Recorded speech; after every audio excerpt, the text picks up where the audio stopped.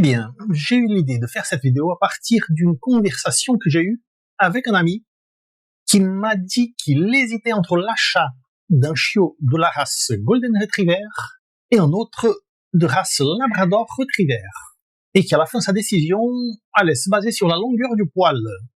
Son argument était que, de toute façon, les races étaient identiques à part la longueur des poils, non? Cette vidéo est donc dédiée à ceux qui pensent que la différence entre un Labrador et un Golden Retriever réside seulement dans la longueur des poils. Donc on va comparer les deux races, on va voir quels sont les points de similitude qui existent, et d'ailleurs il y en a plusieurs, et quelles sont leurs différences aussi. Viens avec moi, je t'explique en chemin. Bien le bonjour, je suis Mauricio Veto, et parlons donc Labrador et Golden Retriever. Évidemment, tous les deux sont amicaux, connus pour leur gentillesse, plein d'énergie et très amusants. Mais lequel des deux est fait pour vous? On va parler des particularités, du tempérament et des talents de ces deux races qui appartiennent toutes les deux au 8e groupe de la FCI, Fédération Cynologique Internationale. Ce sont des chiens actifs, affectueux et obéissants. Les deux races figurent parmi les races préférées, et ceci dans tout le monde. Mais il y a quand même des subtiles différences entre chacune. Commençons par le début. Que signifie le mot retriever? Parce que le Golden est un retriever et le Labrador est aussi un retriever. Retriever vient du mot anglais retriever, qui traduit littéralement signifie que récupérer, aller chercher. Cela a été le rôle principal de ces chiens de chasse chargés d'apporter les proies tuées par leur maître chasseur. Et en fait, les deux races ont ce qu'on appelle de la bouche douce, c'est-à-dire une délicatesse au niveau de la morsure, ce qui permet au chien de transporter la proie, une fois abattue, sans lui causer des dommages. Et cela d'ailleurs les rend idéaux pour la chasse au rapport. Un petit détail intéressant est que le Golden Retriever a été créé comme race en Écosse pour récupérer des oiseaux tombés lors de la chasse, tandis que le Labrador a été élevé au Canada, dans la province de Terre-Neuve, pour récupérer des poissons échappés au filet lors de la pêche. Nous reviendrons sur ces origines-là au moment où on parlera de leurs différences en détail. Quant aux caractéristiques physiques, je pense qu'il n'est pas possible de baser votre choix seulement sur ces données-là, parce qu'ils se ressemblent beaucoup l'un à l'autre et, en premier abord, la différence résiderait dans la longueur des poils. Tous les deux sont des chiens de chasse, tous les deux ont les oreilles pliées, tous les deux ont une grande queue, tous les deux ont à peu près la même taille, et les deux ont une affinité naturelle pour l'eau, ce qui d'ailleurs est une prédisposition de la race. Les deux races ont un pelage relativement imperméable, bien que le poil du Golden soit plutôt ondulé et plus long que celui du Labrador. Les deux ont besoin d'un brossage régulier, en spécial au plus fort de la mue, de façon à éviter la perte excessive de poils. Un petit détail est que le Labrador ont une tendance à perdre plus de poils que les Golden Retriever. Cela dû à leur pelage plus court, ce qui entraîne un cycle de croissance de poils plus court aussi. Quant à la taille, les deux races sont grandes. Les mâles sont évidemment un peu plus grands que les femelles, mais Labrador et Golden sont très similaires en taille et en poids, avec des différences minimes des tailles et poids dans le standard, un petit centimètre de plus pour le Labrador et de petits kilos de plus pour le Labrador aussi. Les Labrador se déclinent en 3 couleurs, jaune, noir et chocolat, tandis que les Golden sont toujours dorés comme leur nom l'indique, avec des nuances qui vont du presque blanc au rougeâtre.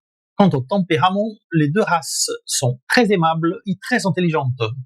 Et ça, c'est un atout pour leurs propriétaires, car elles sont faciles à dresser, l'une comme l'autre, très câlines et très affectueuses.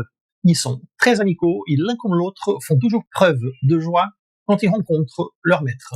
Ils sont aussi très gentils avec les enfants et avec les autres animaux. Concernant leur personnalité, les deux races sont très sportives, avec beaucoup d'énergie, et d'ailleurs ça veut dire que les deux ont en fait besoin de beaucoup d'attention. Pour l'un comme pour l'autre, il est toujours très important de donner de l'espace à votre chien, de façon à ce qu'il grandisse de façon saine. Et ceci à l'intérieur de la maison comme à l'extérieur.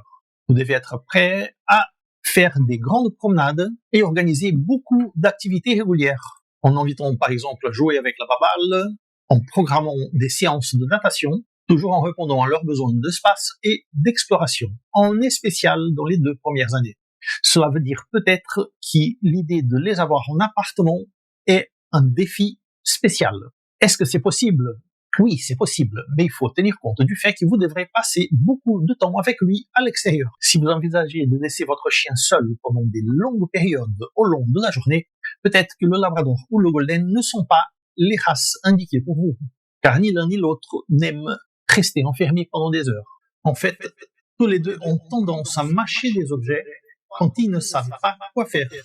Il est donc bien de leur consacrer des jouets spécifiques et de leur consacrer des activités de façon régulière, surtout si vous appréciez vos chaussures et vos objets personnels. Cela, évidemment, est beaucoup plus important dans la période de croissance, disons les 2 premières années. J'avais une amie qui avait un Labrador et elle le laissait seul quand elle partait travailler. Quand le chien avait 8 mois, elle avait l'habitude de le laisser dans un couloir assez long, avec les portes des chambres et de la salle fermées. Un beau jour, en rentrant du travail, le chien avait fait un trou dans le mur pour gagner la chambre, et il l'a reçu tout content du résultat de son aventure. Mais dans ce cas, Labrador comme Golden Retriever sont identiques. Côté santé et soins généraux, la longévité déjà est à peu près la même, de 10 à 12 ans, et ils sont toujours adaptés à un mode de vie que je qualifierais de familial actif. Évidemment, comme tous les chiens de race pure, il existe certaines inquiétudes concernant la prédisposition raciale à certaines maladies. Je pense à la dysplasie coxofémorale, à la dysplasie des coudes, à l'atrophie rétinienne qui entraîne une perte de la vision progressive. Ces problèmes s'appliquent aux 2 races. Il a été rapporté que le Golden Retriever présente une certaine prédisposition à l'apparition de cancer, ceci à un âge avancé. Personnellement, je n'ai pas pu voir de différence entre les 2 races à cet égard. Je parle bien sûr de mon expérience personnelle.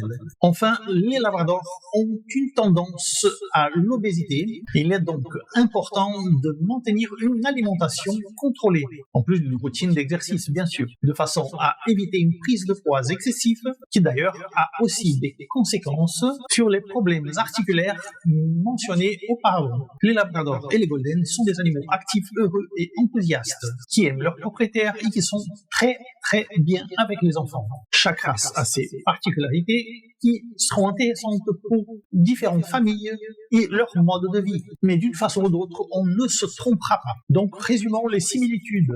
La taille est donc très similaire, 60 cm en moyenne, et un poids d'environ 34 kg, acceptant jusqu'à 36 pour le Labrador. Le Labrador a encore légèrement plus épais, en plus de sa tendance naturelle à prendre du poids, mais cette épaisseur est visible notamment au niveau de la musculature, tandis que le Golden Retriever est un petit peu plus raffiné.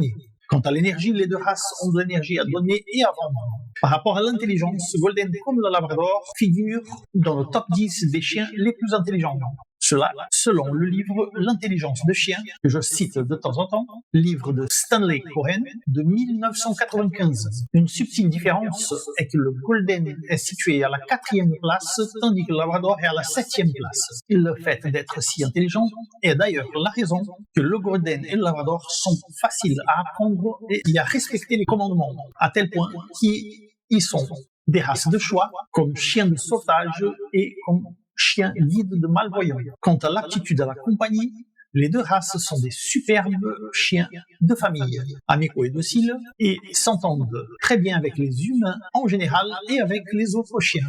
Ce ne sont pas non plus des chiens de garde, et il est rarissime de voir un Labrador ou un Golden Retriever qui soit agressif, mais ils sont loyaux et protecteurs envers leurs propriétaires. C'est un point positif pour un foyer avec des jeunes enfants. Une petite subtilité, le Labrador Retriever serait peut-être mon choix pour des tout petits enfants, tandis que le Golden Retriever, un petit peu plus sensible au niveau de sa personnalité, conviendrait peut-être davantage à un adulte. Quant aux différences entre Golden et Labrador, on a déjà évoqué superficiellement leurs origines. Les Golden sont apparus en Écosse au 19e siècle, à une époque où la chasse aux oiseaux était vitale et des croisements ont été effectués de façon à créer une race de chiens capables de récupérer des animaux tombés par l'action des chasseurs. On pense que la race Golden Retriever est issue d'ancêtres tels que le Tweed Water Spaniel, une race qui aujourd'hui est disparue, dont il a hérité de son pelage doré, mélangé à des chiens de la race Flat-Coated Retriever,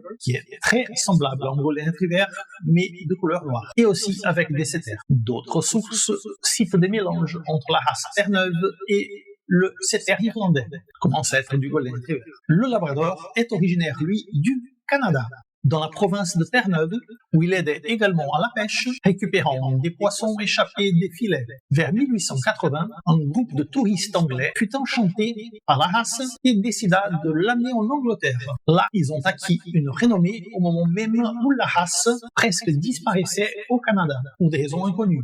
De nos jours, les plus beaux Golden Retriever, d'après moi, sont issus de l'élevage hollandais, tandis que les Labradors ont une réputation cosmopolite.